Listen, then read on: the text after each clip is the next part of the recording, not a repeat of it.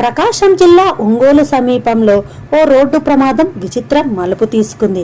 విజయవాడ నుంచి నెల్లూరు వైపు వెళుతున్న బొలెరో ట్రాన్స్పోర్ట్ వాహనం ఓ లారీని ఓవర్టేక్ చేయబోయి మరో వాహనాన్ని ఢీకొట్టింది. ఈ ఘటనలో బొలెరో ముందు భాగం ధ్వంసమై డ్రైవర్కు తీవ్ర గాయాలయ్యాయి.